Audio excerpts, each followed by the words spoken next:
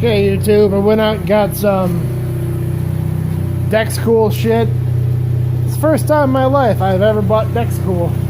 That shows how many GMs I work on. Anyway, I turned it off, put Dexcool in it, turned it back on, and it's running a lot better. I didn't do anything.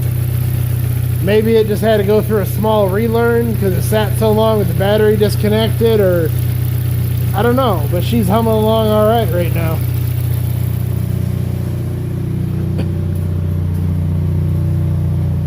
Check engine light's still on, but you know, whatever. Got a lot of shit to iron out, I'm sure, so I am not concerned. I am just concerned about the motor, smoking, knocking, whatever. She seems to be sounding sounds all right. No timing chain noise that these things are known for. Let me pick it up, see if I can find the exhaust leak.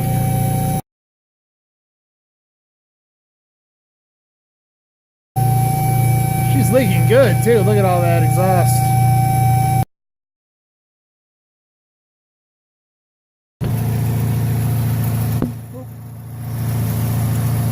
I don't hear it leaking up here. I think that's just smoke coming off the exhaust from my dirty handprints and shit on it. You see it? It's just kind of smoking everywhere.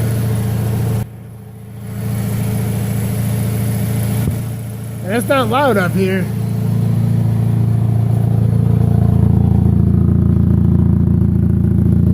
It's loud back here.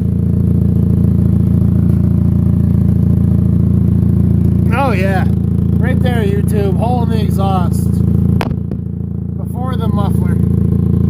Son of a diddly, there it is. That's why she's so loud. I was worried there for a minute, because I did reuse these exhaust gaskets.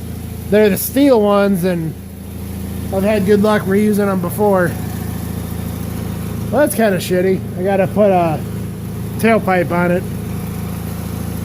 Alright, I'll bring you back in a minute. I'm going to do some checking around, blah, blah, blah.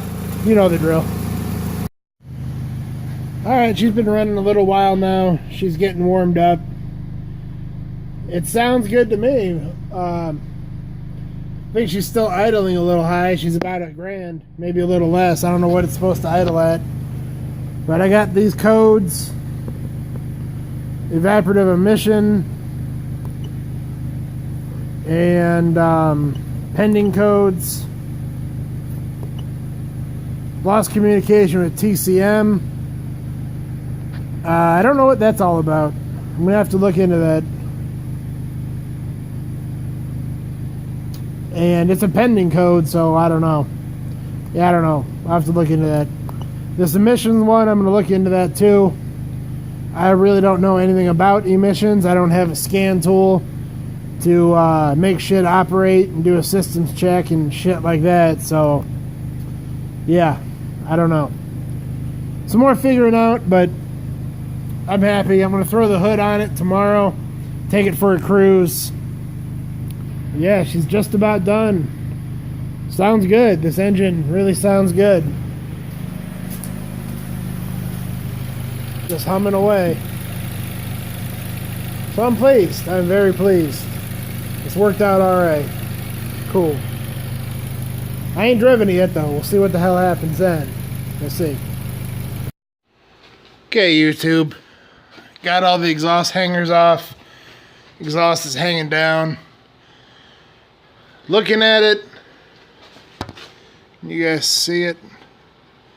It's got a bunch of holes in it. I was hoping to weld it up in place, but I'm not going to be able to get at it as good as I want to. So there's a nice straight section right here where I'll be able to put a coupler in and get weld all the way around it.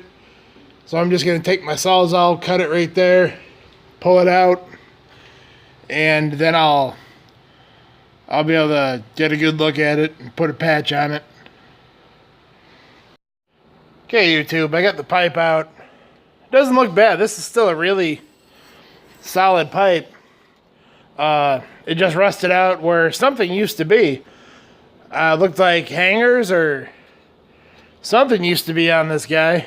I don't know what, but the pipe is still really solid. It's just right here where it rusted out. And I got another spot right there coming through. So I think what I'm going to do is I'm just going to grind all this shit down flat. And I got this piece of metal right here from, I don't know, some kind of appliance. I'll cut a little piece out and just make a quick half moon patch, weld it all the way around.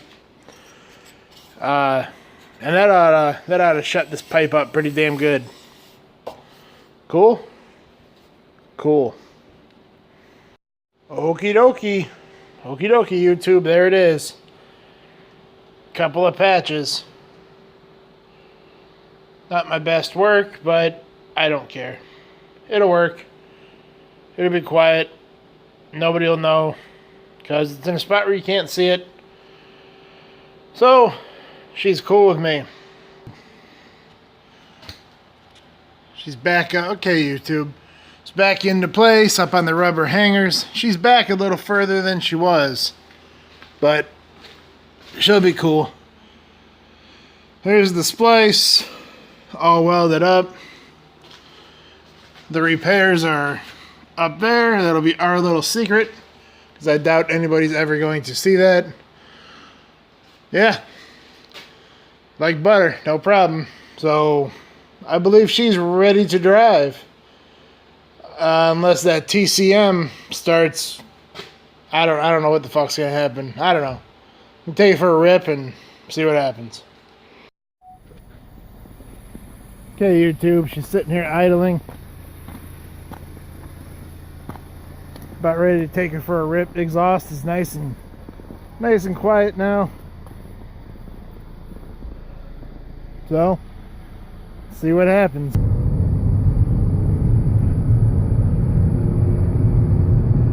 Uh-oh, SpaghettiOs.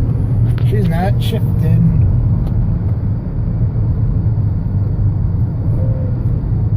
Huh.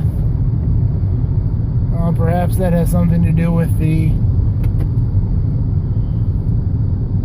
transmission control module acting up. Speedometer doesn't work. Something's afoot here, YouTube. Something's afoot.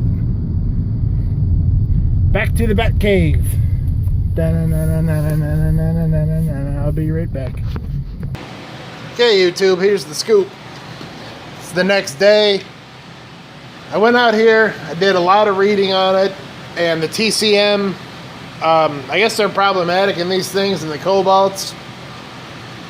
So I went out here to mess with it a little bit, and the problem's gone. If you notice, the steering wheel, the digital display, it's not flashing power steering anymore. I took it for a drive. It goes through all the gears. So I don't know if it had to go through a relearn, just like it was running like shit, and I turned it off and turned it back on and it ran fine. Man, I don't know. I really don't. But I've taken it for a couple drives, and it's cool. I don't know what else to say about it. What I did read is, there's the TCM right there. What I did read, and I watched a YouTube video, is if you ground it, you run a ground over to the strut there, it fixes the issue. And I did not add that wire. That wire was already there when I bought the car. So it was having the issue before, and yeah, I don't know. So I'll count that as a win. I mean, fuck it. Poking around under my Chevy, found the canister vent solenoid valve, I think it's called. Anyway, that was the check engine code.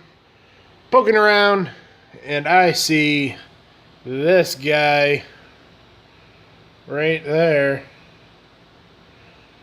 If that will focus. And I see that guy right there. That is the negative side of the valve. The negative side, it doesn't just go to a ground. That's the trigger wire that goes up to the PCM. So there's your problem. I'm not sure how I'm going to fix it this close to the connector, but I'll figure out a way to rig up something. That's cool. Cheap, easy, free fix on the check engine light. I like that. Okay, YouTube. I got that wire all fixed up. I was able to use a bare splice. Splice it, shrink wrap it, tape it. You know the deal. You've all seen a wire spliced. Check engine light's not on anymore. But something else I did notice driving this guy around is that the rear speakers don't work. Kind of makes the radio sound like shit when everything's up front. So I popped the speaker out. I ohmed it out. It's dead. I'm assuming that other one's dead. I checked my local pick apart. They're only $5 a piece. So I'm gonna run down, get a couple speakers, make this thing sound alright. Cool? Okay, YouTube, I'm back here at the yard. Checking out this Junkyard HHR. I need those rear speakers. But they're gone. They're gone on both sides. They got two HHRs. And they're gone in both of them. But handily, this Cobalt happens to be sitting here. An 06. I took the speaker out of there. And I just wanted to see if it would fit in this Cobalt. There it is. And this thing fits. This thing fits in there just like it's supposed to. So that is just ducky. I can use front door speakers from a Cobalt in the back of my HHR. Super.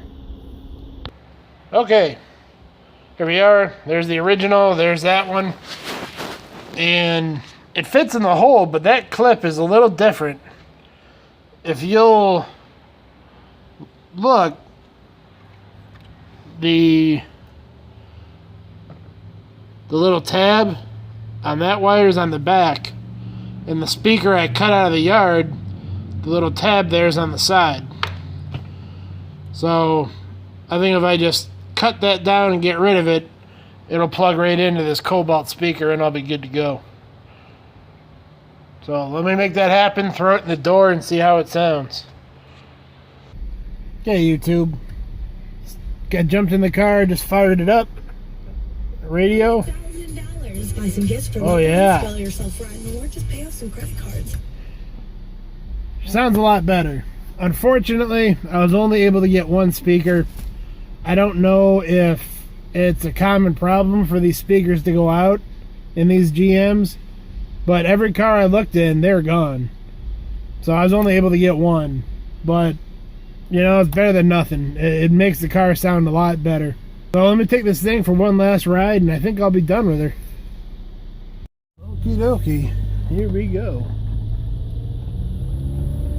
Oh fuck, I gotta put my window up.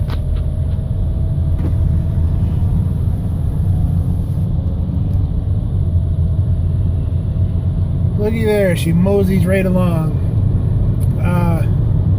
I think I'm pretty much done with this thing. The front bumper is still, it got some damage on it, and I did locate one in town, and it was the same color. It was $175, but man, I've had this car for a while, and I think I'm done putting money in it. I think I'm just gonna kick it down the road. You've seen the footage earlier when I was walking around it. It's damaged. It ain't damaged that bad, so I don't think it's really that big of a deal. I'm gonna try to sell it without it, and yeah, that's it. So this car was $400. The motor was $550. That's $950. Miscellaneous stupid parts, you know, gas to go get them, all that shit, fluids. I'm probably in this car about $1,100, and it's being in decent shape. It's got 120 on the clock, no check engine lights. It should be able to sell, well, at least a lot more than $1,100. You know what I'm saying? And Alright, YouTube, thanks for hanging out with me on this one. And I'm going to get home because I don't have any license plates on this guy. Peace.